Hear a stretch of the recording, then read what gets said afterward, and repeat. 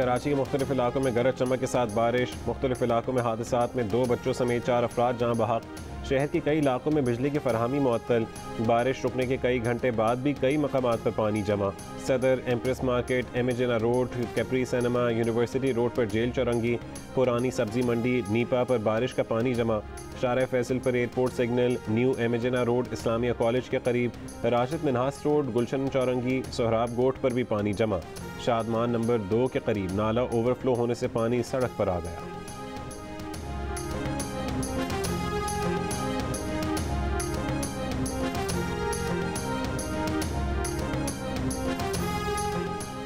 मीरपुर खास, डिग्री और सजावल में भी बारिश हुई। कराची में सबसे ज़्यादा बारिश नाज़िमाबाद में 38 मिलीमीटर रिकॉर्ड हुई।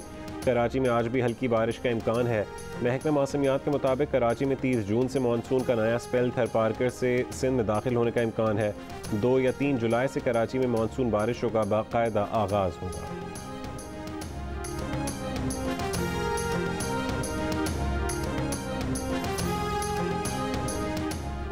चीन से 2 अरब 30 करोड़ डॉलर की रकम 2-3 दिन में पाकिस्तान पहुंच जाएगी। IMF से मुज़ाकरात में भी मुस्बत पेशरफ्त हुई है। IMF से इत्तफाक के बाद मज़ीद कई इदारे भी पाकिस्तान को रकम देंगे।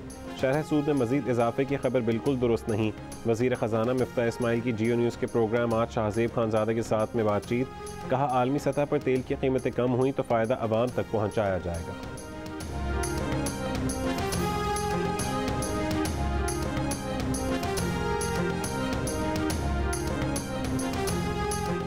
चीन के बैंकों ने पाकिस्तान के लिए 2 अरब 30 करोड़ डॉलर कर्ज मंजूर कर लिया। कराची में चीन के कौंसल जनरल ने कहा है कि पाकिस्तान और IMF में 1 अरब डॉलर की किस्त जारी करने का मुआहदा हो गया। डील आइंदा बजट में एडजस्टमेंट के लिए रजामंदी के बाद हुई।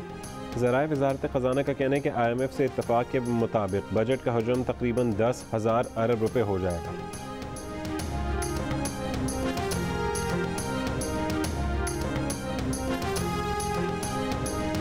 TTP से मुज़ाकरात आइन के दायरे में हो रहे हैं। अफगानिस्तान सहूलत कारी कर रहा है।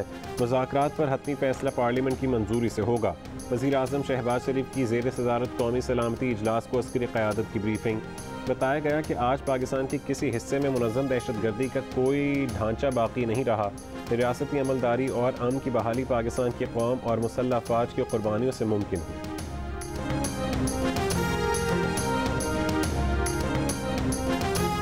इमरान खान ने कहा है कि वो तसव्वुर भी नहीं कर सकते थे कि शहबाज शरीफ को वज़ीर आज़म बना दिया जाएगा। न्यूट्रल से कहा कि उस पर 16 अरब रुपए के केसेस हैं, कोई और मुल्क होता तो ये जेल में होता। इमरान खान का इस्लामाबाद में सेमिनार से खिताब। चेयरमैन PTI ने कहा है कि इन लोगों के जहन में खौफ था कि वो जनरल फैज़ को लाना चाहते थे। इनको खौफ था कि ऐसा हुआ तो इनका मुस्तकबिल तबाह हो जाएगा। कभी नहीं सोचा था कि नवंबर में आर्मी चीफ किसे बनाना है। मौजूदा हुकूमत को कभी तस्लीम ना करने का ऐलान।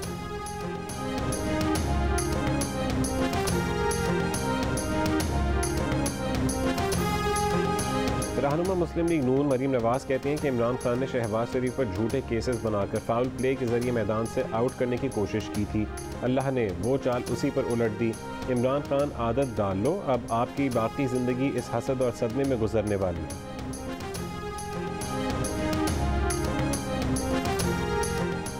पार्लियामेंट से मंजूर किए जाने के बाद इलेक्शन तरमीमी एक्ट 2022 और कौमी एहतसाब एक्ट 2022 कानून का हिस्सा बन गए। नोटिफिकेशन जारी। सदर ने पार्लियामेंट के मंजूर करदा दोनों बिलों को दस्तखत के बगैर वापस भिजवा दिया था। दोनों बिलों की मंजूरी पार्लियामेंट के मुश्तरका इजलास से ली गई थी। मुश्तरका इजलास से मंजूरी के 10 दिन के अंदर मंजूर शुदा दोनों बिल खुद ब खुद कानून बन गए।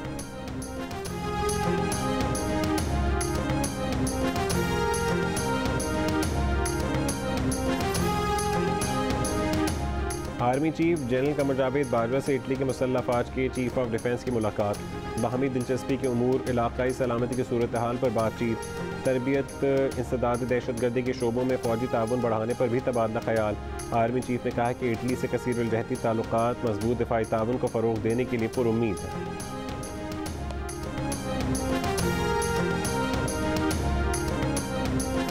साबिक सदर आसिफ अली जरदारी की वालिदा ज़रीन बुखारी कराची में इंतकाल कर गईं।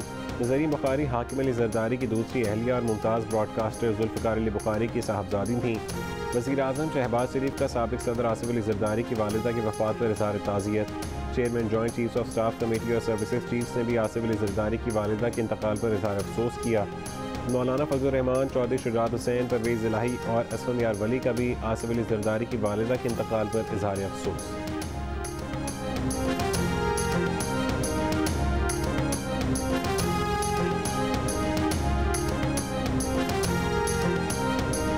और लाहौर में दोस्ती खत्म करने पर ख्वाजा सेरा पर तेजाब फेंकने वाला मुलजिम साथी समेत गिरफ्तार।